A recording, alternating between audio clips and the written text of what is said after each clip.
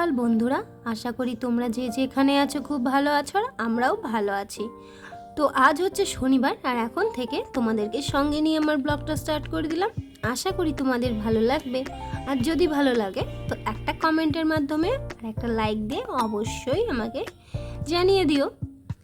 তো দেখো সকাল সকাল ঘুম থেকে উঠে এই যে জানলার ধারে চলে এসেছি, আর আকাশটা এত সুন্দর লাগছে। সকাল থেকে মেঘলা মেঘলা আকাশ আর ওয়েদারটা এত ঠান্ডা, কি বলবো, খুবই ভালো লাগছে।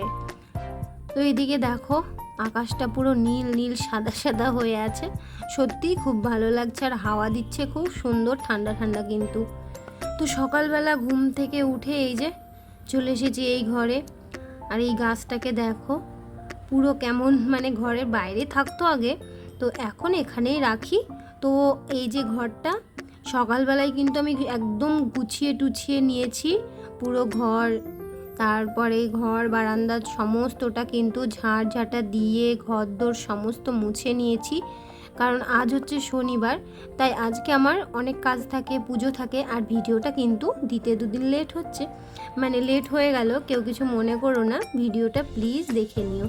আর ওই ঘর গুছিয়ে পরিষ্কার করে চলে এসেছি এই ঘরে, আর এই ঘরটাও কিন্তু আমার গোছানো হয়ে গেছে, কারণ ওরাও কিন্তু ঘুম থেকে উঠে গেছিলো। আর এদিকে ছেলে চুপচাপ বসে আছে, বসে বসে ফোন দেখছে, আর এদিকে ও কিন্তু কাজে বসে গেছে। তো এই যে সকালবেলায় এই ঘরে ফ্যান চলছে, আর জিমি যেহেতু শুয়ে আছে এই ঘরের সামনে, তো তার জন্য কিন্তু ওর জন্য সব সময় ফ্যান চালাতেই হয়। তো আর এদিকে টিভি চলছিল, আর আমি কিন্তু সকালে সমস্ত বাসি কাজ টাজ করে একেবারে ফ্রেশ হয়ে নিয়েছি, কারণ আজকে একেবারে স্নানটা করিনি, স্নানটা পরে করব, পুজো আছে, তো তার জন্য একেবারে কাজ সেরে স্নান রান্নাবান্না সেরে স্নান করব। তো তার জন্য ফ্রেশ হয়ে গেছি।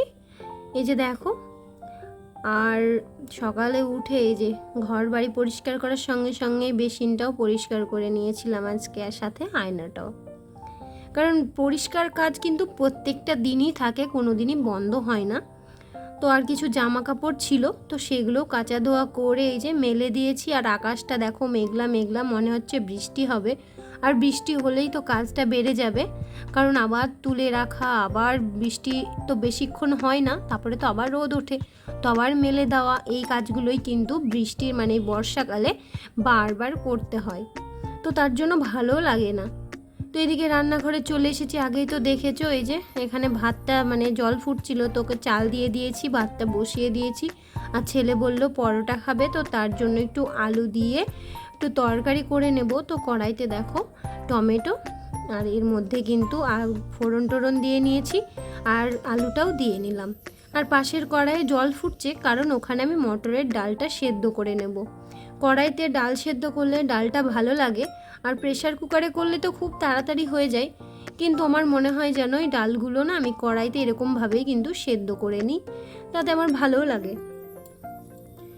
তো ওদিকে ডালটা দিয়ে দিয়েছি, জলের মধ্যেও সেদ্ধ হচ্ছে, আর এদিকে দেখো আলু তরকারির মধ্যে একটু হলুদ, লবণ, চিনি এইসব কিন্তু সব দিয়ে দিয়েছি। আর যেহেতু মশলা দেব না, এমনি নর্মাল এমনি রান্না করব, তো সেই জন্য আর কোনো মশলা টশলা অ্যাড করছি না। এদিকে ডালটা সবে দিয়েছি, যার জন্য সেদ্ধ সবে শুরু করেছে হওয়া। তো এদিকে তরকারিতে জল টল দেওয়া হয়ে গেছে, তরকারি অলরেডি হয়েও গেছে। তারপরে এই যে পরোটার ময়দাটা আগে মেখে রেখেছিলাম, আর এখন কিন্তু একটা একটা করে পরোটা করে নিচ্ছি। আর ছেলে যেহেতু লুচি পরোটা এগুলো খেতে খুব ভালোবাসে, তো প্রায় দিনই বায়না করে লুচি পরোটা করার জন্য, তো ওর বায়না শুনে তো সেগুলো তো করতেই হয়, না হলে তো আর খেতে চাইবে না অন্য কিছু। তো তার জন্য দেখো এদিকে পরোটা আমার প্রায় হয়ে গেছে, বেশি পরোটা করব না, ওই 5-6টা মতো। তো এদিকে ভাতটাও নেমে গেছে, আর ডালটাও দেখো প্রায় সেদ্ধ হয়ে এসেছে। আর তারপরে যে পরোটা হয়ে গেছে, তরকারি হয়ে গেছে, ছেলের কিন্তু খাওয়াও হয়ে গেছিলো। আমি আর ও দুজনে খেতে বসেছিলাম, আর সাথে একটা করে জিলিপি নিয়ে নিয়েছিলাম, কারণ কালকে মেলা দেখতে গিয়ে জিলিপি নিয়ে এসেছিলাম, তো সেটাই খাচ্ছিলাম। তো তারপরে মটরের ডালটাও ফোড়ন দিয়ে নিয়েছি, আর তারপরে নামানোর পরে এখানে ভেন্ডিটাও ভাজা শুরু করে দিয়েছি। আর করব এই পাঁচমিশানে একটা তরকারি, এই মিক্স তরকারি। তো তারপরে এই যে দেখো ঘরের মধ্যে পুরো অগোছালো অবস্থা হয়ে গেছে, কারণ জিমি ওই ঘরে সোফাটা আছে, তো জিমি ওই ঘরের সোফাটাকে কামড়ে টেনে টেনে ছিঁড়ে ফেলছে বলে সোফাটাকে এখন এই ঘরে আনা হবে। আর এই ঘরের জিনিসপত্র এদিক থেকে ওদিক করা হয়েছে, কারণ আলমারিটা কিন্তু এই যে এই ঘরে আসবে, তার জন্য আলমারিতে যত জামা কাপড় ছিল সমস্তটা বের করে এই খাটে এনে রাখা হয়েছে, আর আলমারিটা কিন্তু এই সামনেই রাখা হবে। তো তার জন্য সোফাটাকে বের করে নিয়ে চলে গেছে, আর ঘরটা আমি ঝাঁট দিয়ে দিয়েছিলাম। আর জিমি যেহেতু ঘরে বাঁধা ছিল, কারণ ওকে না একটু বেঁধে রাখলে এই যে যে কাজগুলো করছি সেগুলো কিন্তু একটাও হবে না। তো এইদিকে দেখো রান্না বান্না আমার হয়ে গেছে, আর এইটা একটু মোচার তরকারি ওই বাড়ি থেকে পাঠিয়েছিল। আর রান্নাঘরের অবস্থা কিন্তু এরকম, আর সাথে ঘরেরও অবস্থা এরকম। আর কি বলবো, আজকে সারা দিন এই ঘর গোছাতে গিয়ে আর রান্নাঘর ঘর, তারপরে আজ ছিল শনিবার পুজো, এগুলো করতে গিয়ে না আমার মাথা পুরো খারাপ হয়ে যাচ্ছিল। আর তারপরে তো বৃষ্টি, তো কী বলবো। তারপরে এইদিকে দেখো রান্নাঘরটা পরিষ্কার করে নিয়ে একেবারে স্নান টান করে নিয়েছিলাম, কারণ অনেকটা বেলা হয়ে গেছিলো। তারপরে কিন্তু ঘরের কাজে লেগে গেছিলাম। এদিকে পুজো টুজো হয়ে গেছে, আর পুজো করার পরে খাওয়া দাওয়া সেরে ঘরের কিন্তু টুকিটাকি অনেকগুলো কাজ করছিলাম, যার জন্য আর কোনো ভিডিও করিনি। তো একেবারে দেখা হচ্ছে তোমাদের সঙ্গে সন্ধ্যাবেলায়, সন্ধ্যাটাও দিয়ে নিয়েছি। আর তারপরে চাটা খাওয়া শেষ করেই কিন্তু এদিকে দেখো পুরো আলমারি গোছাতে শুরু করে দিয়েছিলাম, কারণ এত জামা কাপড় গোছাতে গোছাতে অনেক রাত। তারপরে এই আজকে রাত্রে শুধু এই ঘরটাই গোছাবো, আর কালকে ভাবছি ওই ঘরটা গোছাবো, কারণ একদিনে সমস্ত বাড়িটা গোছানো সম্ভব নয়। তো তার জন্য। আর এই ছবিটা বুদ্ধদেবের ছবিটা এই যে সামনে লাগানো হয়েছে।